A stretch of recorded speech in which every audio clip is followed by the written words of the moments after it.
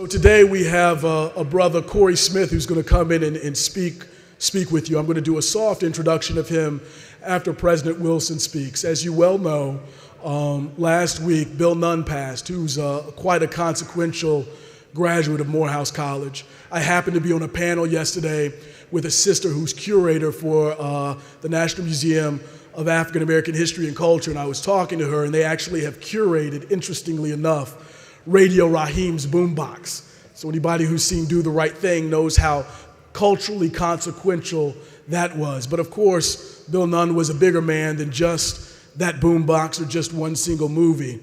And so we wanted to give time to President Wilson, who actually is going to go off and speak at Bill Nunn's funeral this weekend. We wanted to give him a chance to give acknowledgement to his friend and alumna. And then after that, we'll do a soft intro of Corey and we'll get at it, okay? President Wilson. Thank you, Professor Rice. Good morning. Guys, I've said a few times to you that Morehouse is a very powerful place, and you're going to meet guys that are going to leave this campus when you do and do some significant things in the world. One of those guys for me is Bill Nunn. I saw him acting in plays here, and he shook me to my core. Very powerful actor, you could tell. And there's some guys you know now, you could tell they're going to do something. And of course he did. And I would eventually have him to visit the students I was touching in Boston outreach program, and he was very powerful there. He has passed away, and I'll be going to speak at his funeral on Sunday, along with a number of other contemporaries. But one of the best scenes that he ever did, shot by my classmate and friend Spike Lee, who also helped to memorialize Bill on Sunday, is the one I want to share with you now. It's only a minute and 10 seconds, and I want you to really absorb this because, as he calls it, it is the story of life. And either you're going to be a force for good or you're not. Take a listen. I'll get out of the way. You'll have your morning program, but I want you to take this frame with you. Not just the rest of the day, not just the rest of your time at Morehouse, but for the rest of your life. Listen up. Let me tell you the story of right hand, left hand. It's a tale of good and evil. Hey, it was with this hand that Cain iced his brother.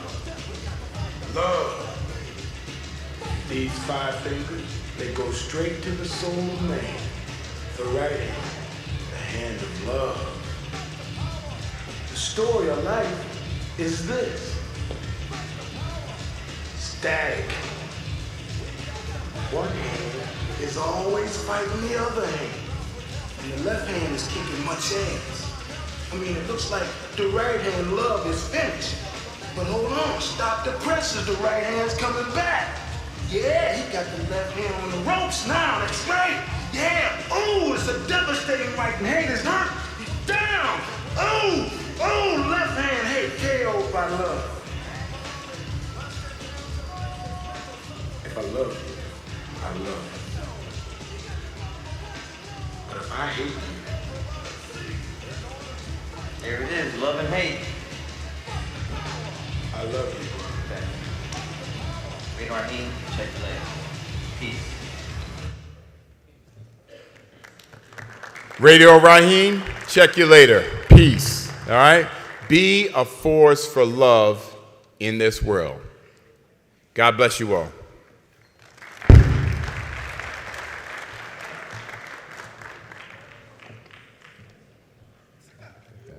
You got it? Yeah, thanks, man. Peace. All right, peace.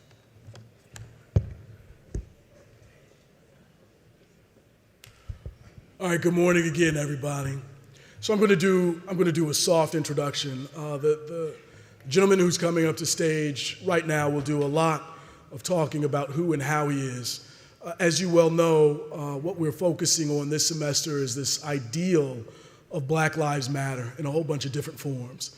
I know that you had a good talking to last week with Dr. Cynthia Neal Spence. I heard that was really rewarding, so I appreciate that.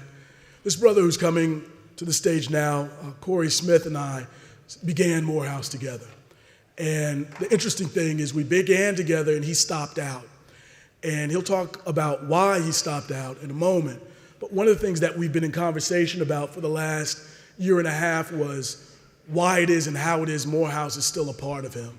One of the things that President Wilson said some time ago was that Morehouse College was not only for Morehouse College graduates. And I think that becomes so important for us to recognize, and it becomes a responsibility that we have to adhere to. And so Corey Smyth, you all kind of read his resume. He's managed folks from De La Soul to Mos Def to Dave Chappelle to Vince Staples, who's here in the audience with us today. He's up front. He listened and came up. He's not in the back 10 rows. So he'll give you a wave, I'm sure, sooner or later. But I'm not going to go too much further into your narrative. If Corey will come up right now, please welcome him.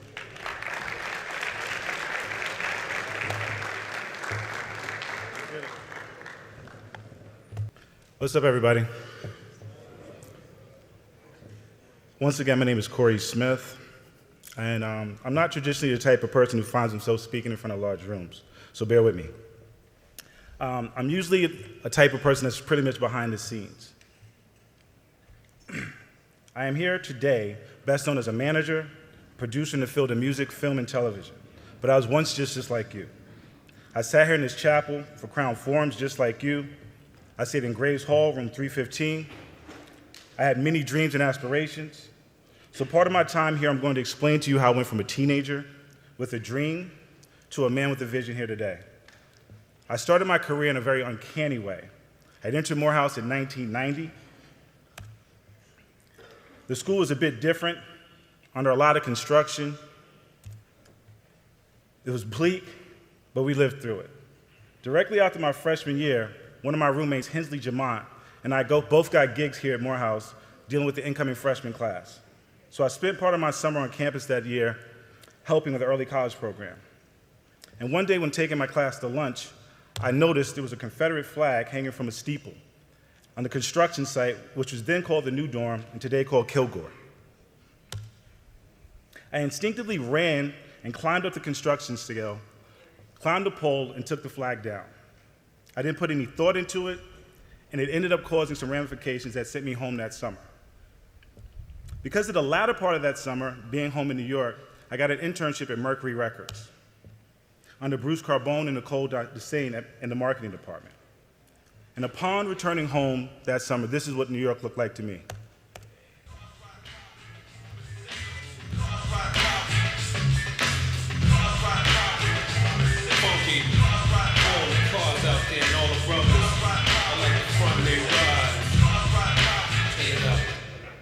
So, you see that Jeep?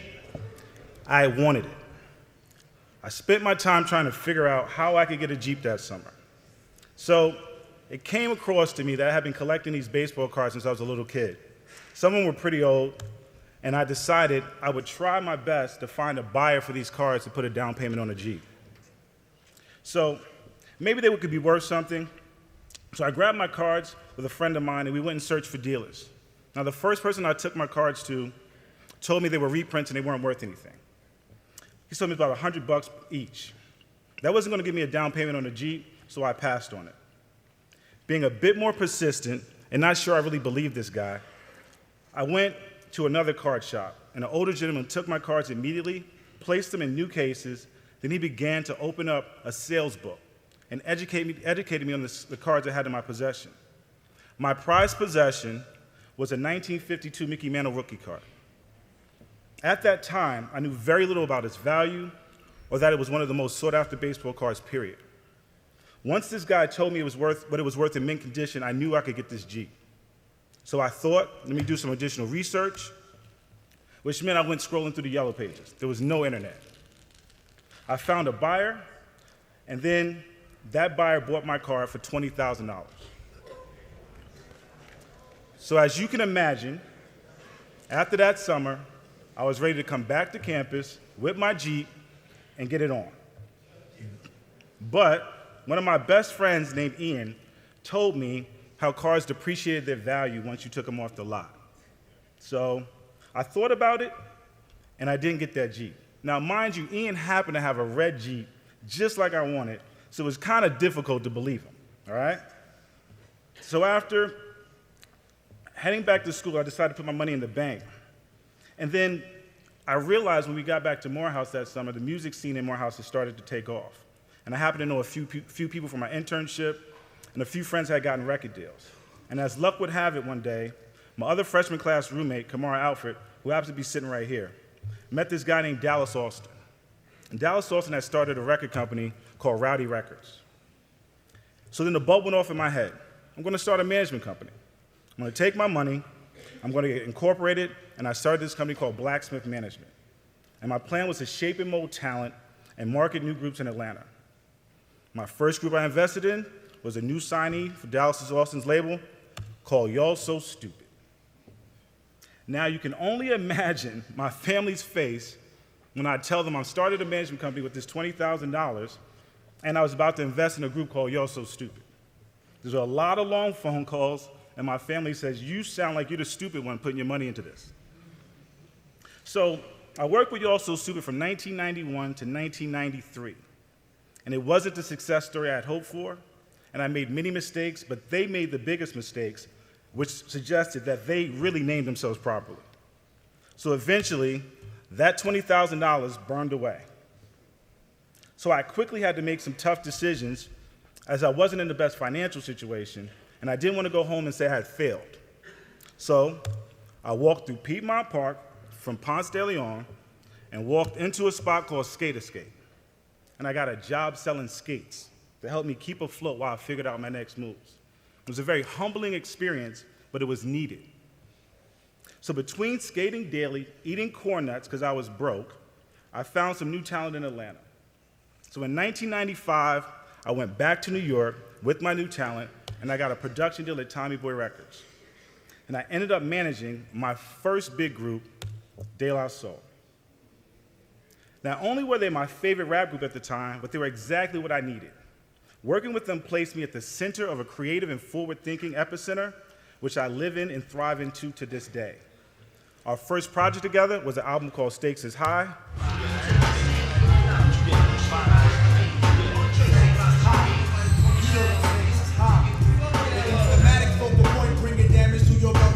Brothers from the east with the beats that be thorough. Got the solar gravitation, so I'm bound to pull it. I get down like brothers are found, ducking from bullets. Gun control means using both hands in my land. When it's all about the cautious living, migrating to a higher form of consequence. Compliments, I'm struggling, that shouldn't be notable. Man, every word I say should be a hip hop. I'm sick of bitches shaking asses. I'm sick of talking about. So, after working on this project with De La, I met this really unique personality in the studio. He was there every day. And this kid happened to be Mos Def, better known today as Yasin Bey. We had many differences of opinions in our conversations, but we just really respected each other. So at this point in my life, Mos asked me to manage him, and so now I'm managing Mos Def and De La Soul. Life couldn't get much better. I'm living my dream, and I'm still learning step by step and firsthand without much help how to be an entrepreneur and the best way to approach this business of music and entertainment. With a very ambitious nature, I continue to double down on my taste and talent. I picked up another artist named Talib Kweli, and he and Mos Def created a group called Black Star. So now the Blacksmith brand is doing well. So later that year, at a show at a school called Kenyon College in Ohio, I'm standing at the side of a stage and someone taps me on my shoulder. He asked if he could watch the show from where I was standing. I looked at him and I was like, oh, that's the guy from Robin Hood Men in Tights, which was a movie way before your time, but as you can obviously see, that was Dave Chappelle. After watching De La and Kweli perform that day, we all decided to hang out at a local kid's house party, and we became fast friends. And as fate would have it, later that summer, working on Kweli and High-Tech's new album, we were in a studio in New York called Electric Lady, which happens to be Jimi Hendrix's old studio. At that time, cell phone service downstairs was horrible, so I was outside making a phone call, and who comes rolling by but Dave on a skateboard. He asked what I was doing there, and I informed him this was a recording studio. He seemed shocked that a studio could be in this area that he had never heard about. So I asked him what he was doing, and he said he was going around the corner to a comedy cellar to tell some jokes. And I was just as baffled that there was a comedy cellar around the corner from Electric Lady. So Dave ended up coming inside and hanging out with me for a few hours. And it happened to be that day at the studio The Roots, D'Angelo, Erykah Badu, Common, Mos Def, Quali, and High Tech, which was pretty much the norm for us these days. But Dave was extremely impressed by our camaraderie and the way we spent time helping to develop each other's projects. So before the night was over, Dave and I walked to the Comedy Cellar, and the first person I saw when I walked in there was Jerry Seinfeld. He was in the corner writing jokes, and I was just as fascinated by his world and how there could be comedians of that stature in such a small place. So that was the year 2000. So now by 2002, Dave and I's friendship had grown immensely. So one day Dave calls me and basically says, hey, I got an idea for a TV show, and you're gonna work on the show with me. And that show became Chappelle's Show. All right?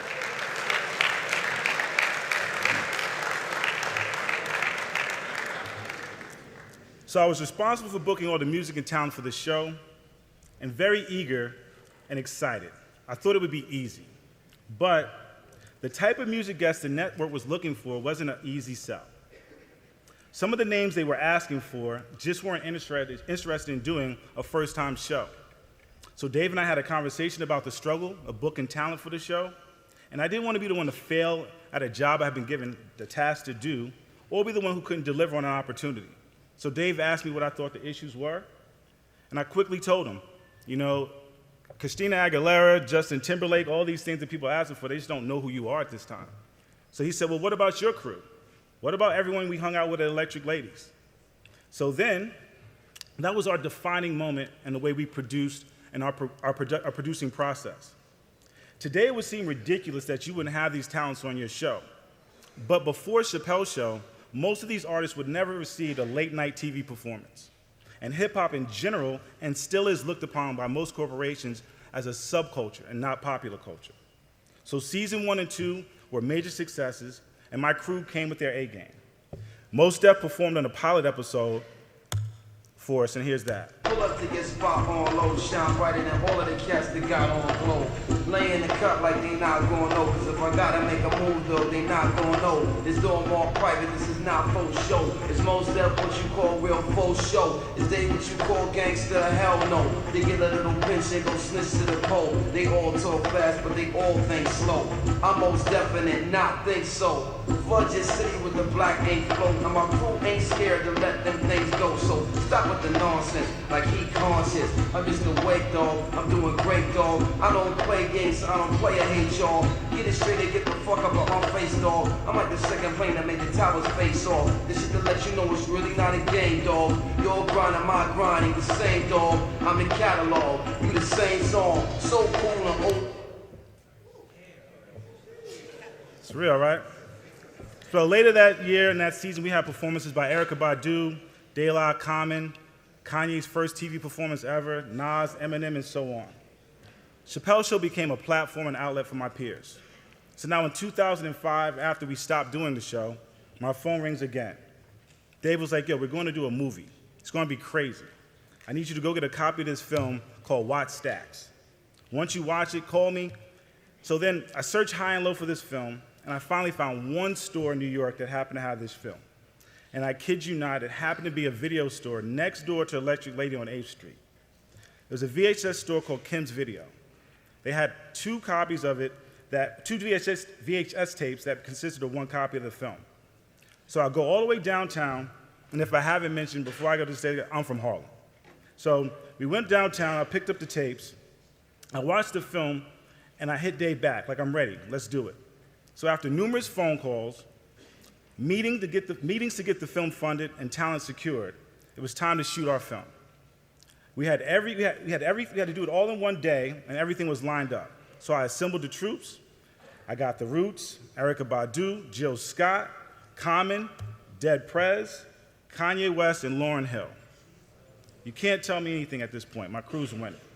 Then my phone rings, and this time it happened to be a girl named Mikkel, who was Lauryn Hill's assistant. And she was telling me, Miss Hill wants to talk to you. So I get on the phone with Lauryn, and she tells me she can't perform. She's like, the label won't clear the songs, any of my new songs to perform at your show. And at this point, I really don't know what to say, as she's my closer. I'm bummed out. And then she says, what if I do some older music? What if I did some Fuji stuff? Would you guys be open to that? At that time, the Fugees had not performed together in almost 10 years. So my eyes opened up, and before she could finish, I was like, yeah. She was like, well, we should run it by Dave. And I was like, I promise you, with confidence, Dave is cool with this arrangement. So through a huge rainstorm, delayed flights, pumping water out the street where we had our stage, we put on an event that would hush all naysayers and push the envelope of way music and comedy work together in tandem from this day forward. That was Dave Chappelle's Block Party. So let me stop my life story there. So through my career, I've been blessed to work with a lot of artists. Little John, David Banner, Pete Rock, Foxy Brown, Chad Hugo of the Neptunes and NERD, and my youngest new talent, Vince Staples.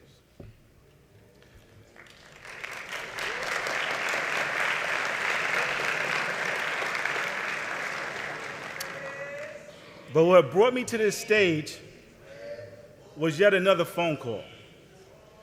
I received a phone call after the airing of a show called In the Actor's Studio.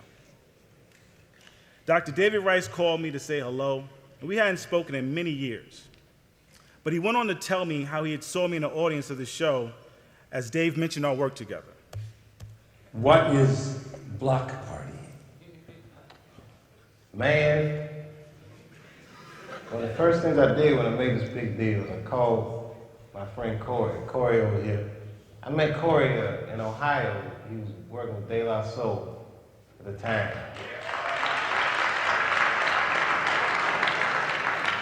The concept became, let's do a block party. And everyone came out. Polly came out, Common came out, Mose came out, Erykah Badu, Jill Scott, The Roots, and then to top it all off, the Fugees reunited.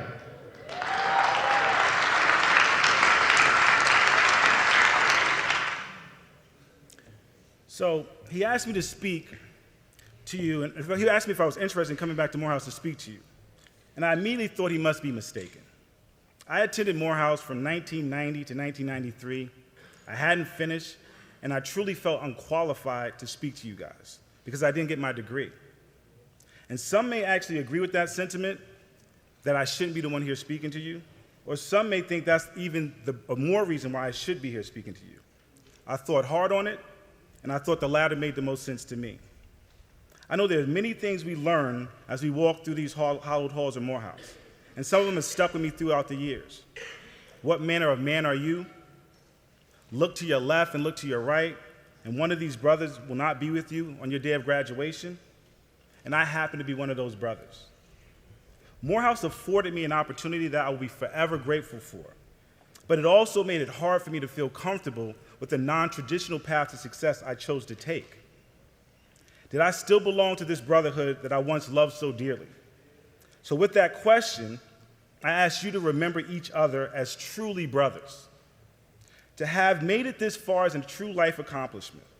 It's not an accomplishment to take lightly, nor is it one to rest as an end-all be-all, but it is one that I would challenge all of you to use as a chance to enforce your brotherhood that is needed for all of us to succeed as blacks in America. Support each other's dreams and aspirations, because there's truly no success story for me without my peers who supported and believed in me. This is how we make change, and this is how we can truly show that our lives matter. If we honestly matter to each other, we can change the way we are viewed by many, if not all. Support and instill confidence in your brothers. Help someone that may be a bit different, that wants to set on a path that you may not think makes the most sense at all. But you can see that they are willing to put in the work, the time, and effort to support their dream. I'm here because I need you. I'm here because without you being the best you can be, I don't know what tomorrow will look like for a new kid like me walking into Morehouse's campus. I don't know what tomorrow will look like for that next kid with a grand idea and a grand idea trying to fetch a dream that's hard to accomplish. I need you to be optimistic, yet fundamentally sound. I need you to embrace your dreams and become visionaries of tomorrow. So I thank you, Morehouse, for having me here, for helping me be the man I am today, and I look forward to seeing the men you guys will be tomorrow. Thanks.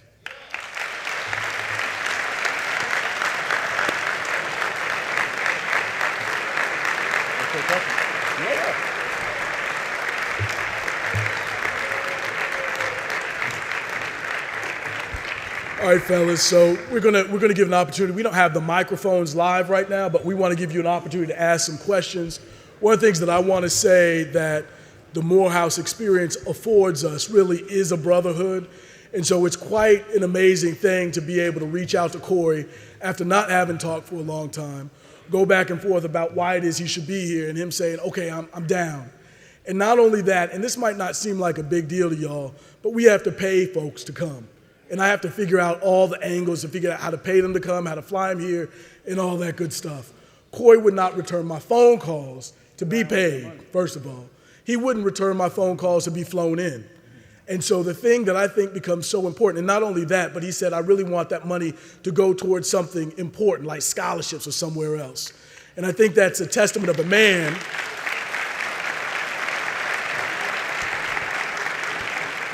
But I also think it's a testament to a brotherhood, and a type of brotherhood that's not self-centered, right? And is not interested in only himself. So I want to give you all an opportunity to ask some questions. What I am going to do is I'm going to ask you all to come up here and ask questions so he can hear you. The question was, what was it like for me working with the celebrity challenge with the block party? I mean, there are going to be a group of you guys here who are going to end up being something that you're not today. You see what I'm saying? So they're my peers. That's why I said what I said. If you support each other, you'll be those things. You see what I'm saying? Like Erica, Jill, all of these people are just my friends. You know, I don't see them the way through the lens the world sees them through, because I've seen them struggle to get to where they are. So it's not an overnight process. Like when you guys look at Vince, you think, well, Vince is who he is the way you see him today. I've known Vince and worked with Vince for over 6 years. It wasn't the same thing 6 years ago. So, you know, as the process goes, you know, it's very regular. Like you guys are going to polish up a lot more in life. You're going to get a different type of swag and the way you're going to walk around. It's just going to happen. And so Erica and all the rest of that crew, they just polished themselves up. It became shinier pennies. You know what I mean? Like that's all it is. So I've never looked at anyone but more than just a person, you know? And I appreciate them, because for me, not being able to sing and perform and all those things, they let me live vicariously through them. Like I'm able to have a platform to showcase how I feel and the music that I love and the people that I love, the comedy I love. And so that's what it's for me. All right, what's your name, bro? All right, Malcolm. Okay, if I hadn't taken the $20,000 and finished school, but if I had bought the Jeep too,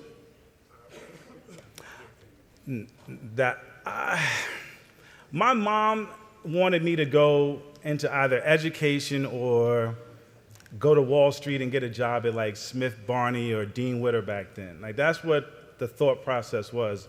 And when you're young, you just kind of spend this time with your family. And, you know, my mom's an education evaluator for New York City. She's retired now. But I can't say what would have been different, but I knew I had to seize an opportunity. You know, maybe I would have gone into education, but the bug caught me. It was literally being here, and we would wake up every day. We had DJ decks in Graves Hall in the window. We had a speaker system in the window. We were definitely not what they had thought when they let us come. Like we were definitely a little bit louder, and it was just, the school was different. Like we looked different than everyone else at that time. I had long dreadlocks. We was just like, and no one else had dreads on campus when we were there. Like it was just like, we was like the first bunch. Like me and Kamara and Saul Williams. It was just a crew of us, you know? But I think I would have just had to do this, man, no matter how you dice it, you know?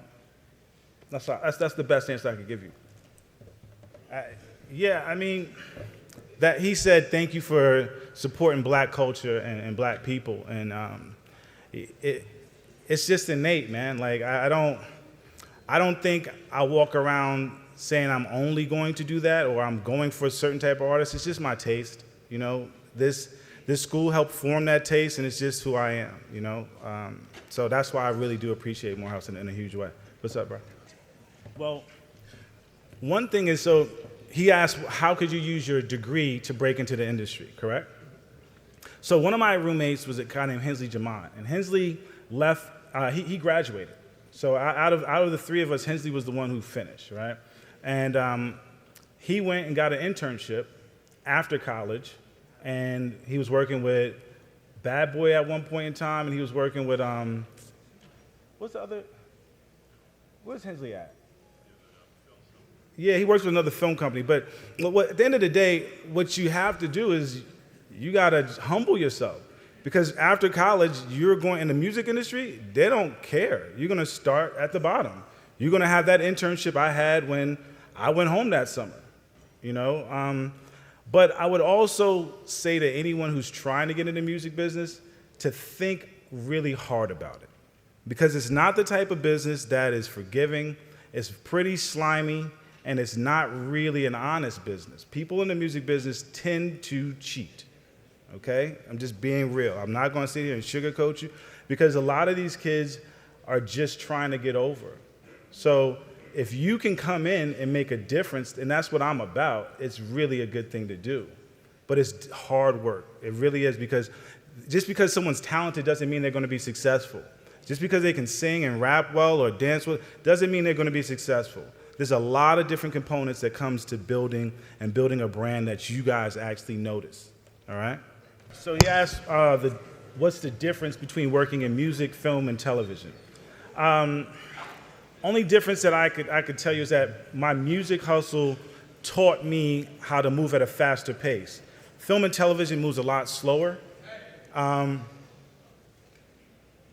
and television moves a lot slower. Like I'm doing a new film in January that I've been working on for about 6 years almost. You know what I mean? So it takes time to attach talent in film. It takes time to get the complete funding, distribution. And music, you can just pretty much do it yourself at this point. You know, you can put out a song tomorrow and it go viral and you're kind of in a good place. So I still think you have to really be honest with yourself about how talented you are at finding things, you know, that really stand out. Not that are cool, and also don't try to find a duplicate. I think most people make the biggest mistake by finding the next, you know, Lil Yachty, you know what I mean? Or I'm looking to find the next, you know, Wu-Tang, whatever. It's like the cats are always duplicating, and it's very, very rare that you find, someone who just stepped out and did their own thing. So that's what I would say. All right, let's get it.